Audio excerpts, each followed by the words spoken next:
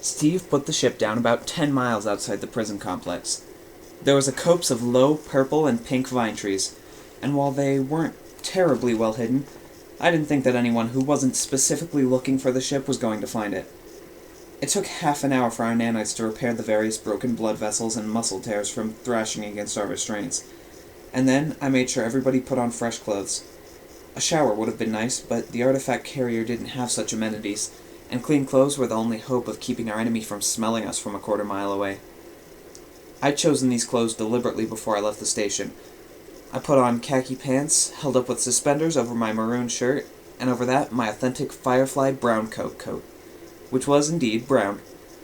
To get through this, I needed to feel like a tough guy, and if cosplay made me believe I could be a hero, I wasn't too proud to indulge. Everyone else went for practical: jeans and a long-sleeve shirt and durable shoes. Tamrat wore olive green pants made out of some flexible fabric and a purple shirt, both clearly chosen to help her blend into the foliage. So, with no real reason to delay, I opened the shuttle door and we stepped out onto an alien planet. My first. I'd been in spaceships, and I'd been on Confederation Central, which felt like a new world, but it wasn't. This was a planet, in a strange part of the galaxy. I had traveled to another world. The air had a crisp, slightly metallic scent, and it was cool and humid at the same time, with crazy purple, green, and orange vegetation growing everywhere. This, I noted with wonder, is another planet. We chose well having you lead us, mate, Steve said. You don't miss much. Charles followed me out of the shuttle. He looked around, straining his neck. He began to spin, slowly taking it all in. He crouched down and took a handful of the gravelly soil in his hand and let it stream through his fingers. He's right, Charles said dreamily. This is another planet. I get it, Diana said. It's a new and amazing experience, and all that. Plant your flag and let's move on. Another planet, Charles said. I wonder if this ever gets old. I doubt it, I said. Even without the wonder of being on a new world, 3 days in a cramped aircraft carrier, walking through the jungle towards an enemy prison, felt like a rare treat. After about 6 miles, we began to see signs of habitation. No people, but abandoned excavations where I supposed former artifacts had either been removed or I never discovered. We walked on. 2 hours later, we saw our first outbuilding. There was no fence around the complex. Why would there be, on a planet from which there was no escape? We heard the sound of digging, of picks on stone, and we walked through the trees until we found the active dig. There were probably 50 beings at work, swinging axes, sifting through sand. I saw all kinds of creatures, many of whom I recognized from the station, but I didn't see anyone who looked like Martian Manhunter. Around them, I saw 10 guards, fads like Vision, with their rectangular heads and space orc underbites. They all looked lazy and bored in crisp white uniforms that had a strangely British colonial feel to them. They stood along the edge of the pit, expecting no trouble and not receiving any. This was still an insane plan, but the lack of phatic discipline would prove helpful. I kept looking for my father, scanning each face, each body for that shade of green. I didn't see him, but as I moved my eyes over the mass of people, swinging, breaking, and grunting, I came back across a familiar face. I bit my lip to keep myself from crying out in surprise and happiness. There, towards the far end of the pit, swinging a pickaxe with skill and strength, was a large and bulky figure I'd come to love. I hit Charles on the arm and pointed. "Oh," he said. "Oh, indeed." She looked tired and wounded. There was a bandage wrapped around one of her arms. Her eyes, huge and far apart, were half closed, and her mouth at the end of her trunk was pursed in an expression I thought was distaste. She looked broken and unspeakably sad, but I felt a thrill of excitement. It was Captain Quassel. She was alive.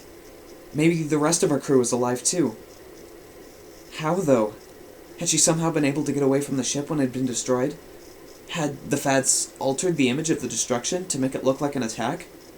Maybe the crew had evacuated and then destroyed the ship for themselves rather than face capture.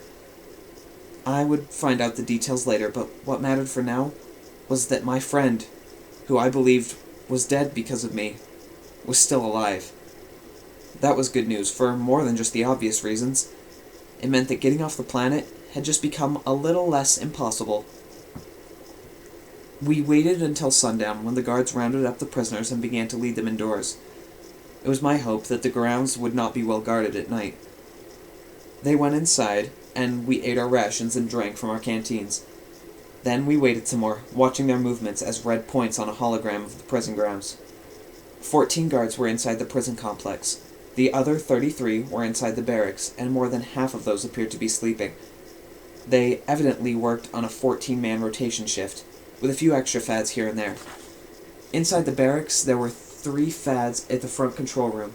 The other 11 not sleeping were in the central room, probably a mess room or a rec room. Alright, there's cameras here and here, Steve said, pointing to the hologram. But if you look at the angle, they're pointing down, so we can assume they've never had an HE prisoner. I looked at Tamrat. Is there a constant data stream from the surface to the cruiser in orbit? She checked her data bracelet. No, it doesn't look like it. That meant no one on the orbiting cruiser would know what we were up to, which was really good news. This might work. Steve, you think you can get in via the roof and get the drop on them?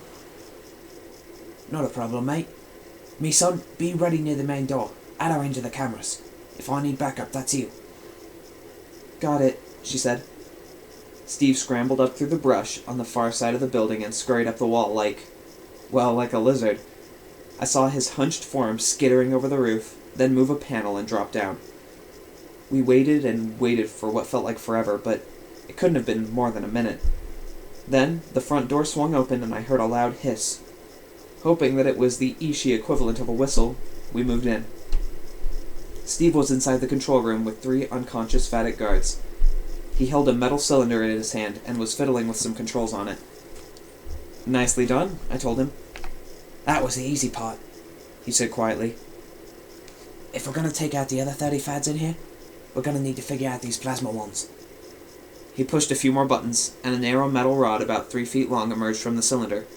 With a satisfying click, it was maybe a 1/4 inch in diameter and hollow with evenly spaced holes all over it. Steve pressed another button, and plasma began to flow upwards. It sparked wildly for an instant and then settled into a tight little blue nimbus, evenly spaced around the rod, to make a glowing cylinder about 2 feet long.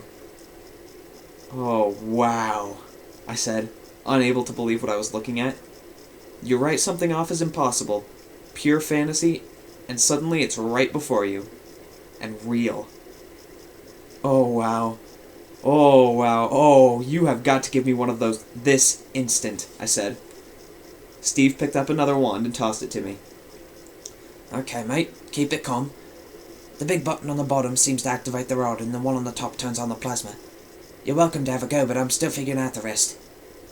I released the rod and activated the plasma. I held the wand, looking at its bright blue glow, and I moved it through the air. It made a whoom, whoom noise, just like I'd hoped it would.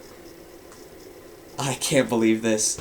This is amazing, I said. You're being daft, Steve said. It's only a plasma wand. No, it's not, I told him, as I woomed it back and forth.